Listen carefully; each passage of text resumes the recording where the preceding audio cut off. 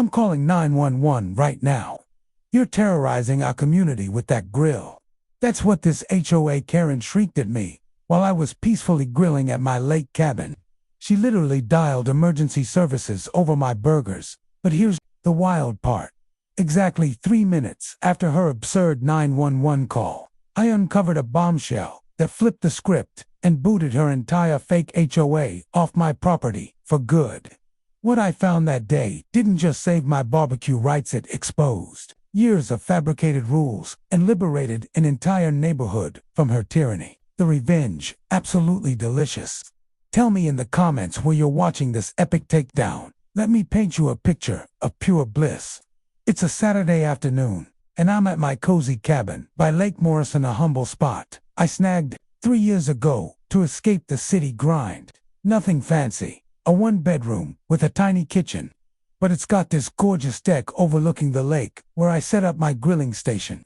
The sun's dancing on the water, a gentle breeze carries the scent of pine, and I've got ribeye steaks marinating overnight charcoal grill. Of course, because I'm not a monster. I'm 20 minutes in, the fat sizzling, that smoky aroma filling the air, when I hear it, heavy, determined footsteps crunching across the gravel.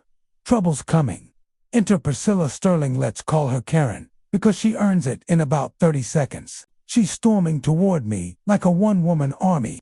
Clipboard in hand, of course, dressed in khaki pants and a polo with some logo. Her face set like she's never heard the word no. Excuse me, she yells from 20 feet away. No. Hello, no good afternoon.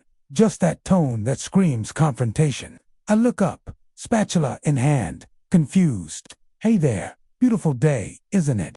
I try a friendly wave. She stops 5 feet from my deck, hands on hips, tension thick enough to cut with my grilling fork. Are you the owner of this property? She demands. Yeah, I'm Ethan, I say. She's not having it.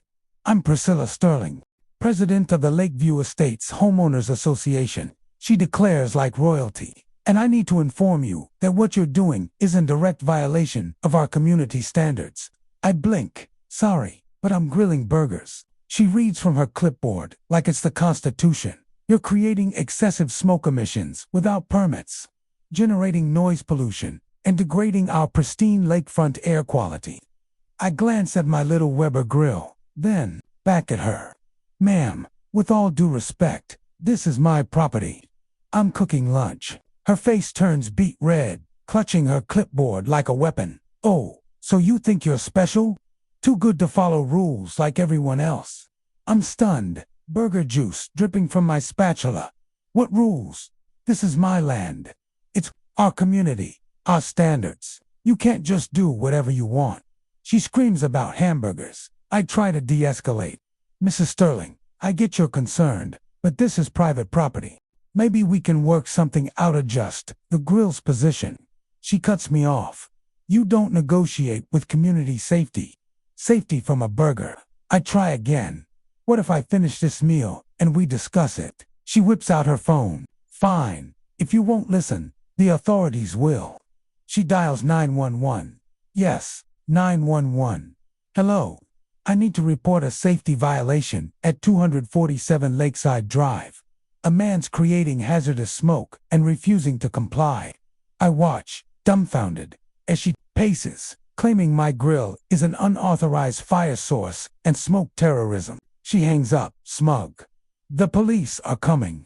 Maybe they'll explain being a good neighbor. My steak's overcooking, and I'm processing this madness. Sirens wail in the distance. She actually did it.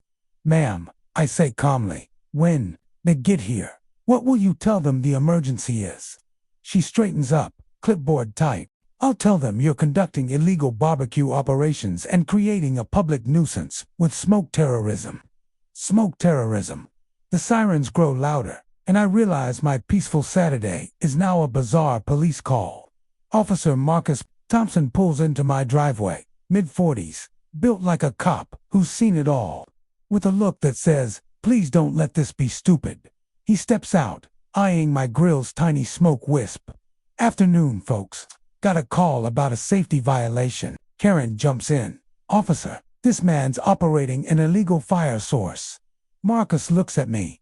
Sir, Is that a Weber? Yes, officer. I'm making burgers, I say. He nods slowly, then turns to Karen. Ma'am, you called 911 because he's violating HOA regulations, unauthorized smoke, noise pollution. Marcus, a 15-year veteran, senses something off. Ma'am, can I see documentation of these regulations? Karen flips through her clipboard. I don't carry the full docs, but I'm the president of Lakeview Estates. Marcus pulls out his phone. What's the exact boundary of your HOA jurisdiction? Karen falters. The entire lakefront community. Obviously. Marcus scrolls county records. After 30 seconds, he looks up. Ma'am, I need you to think carefully. Are you certain this property falls under your HOA? She nods confidently. Of course. I'm the president for 3 years. Marcus' tone shifts. I've patrolled this area for 15 years. This lakefront stretch, including this property, was never incorporated into any HOA jurisdiction. No legal docs, no deeds modified, no authority recognized. The silence is deafening. Karen stammers. That's impossible. Marcus continues. You've been expressing opinions, hoping people listened. You can call yourself Queen of England, but that doesn't make this your backyard. I snort laugh, nearly dropping my spatula. Marcus clarifies. He's cooking legally on his property. You called 911 over a smell. That's a waste of resources, but not illegal. Claiming authority you don't have is problematic. Karen's mouth opens and closes. I'm the president of. What exactly? There's no registered HOA for this address. It clicks. She's been a self-appointed dictator for 3 years. Marcus advises, stop harassing residents, or face charges for harassment or impersonation. He tips his hat, tells me to enjoy my BBQ, and drives off. Karen, defeated, mutters, this isn't over, and storms off. I've made an enemy over a hamburger. You'd think a police ruling would end it, but Karen's not reasonable. She returns with Margaret, Bob, and Patricia, with clipboards serving a cease and desist order. I challenge them. No incorporation papers. No jurisdiction. Neighbors start gathering Tom with shed plans. Jennifer with bird feeder photos. Dave with paint cans. They realize Karen's rules were fake. The crowd turns on her, and she flees. Her empire crumbling.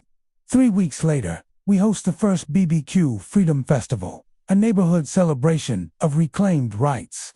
Karen moves away, and we thrive grills, bird feeders, blue mailboxes, and all. Subscribe for the next twist viral reaction.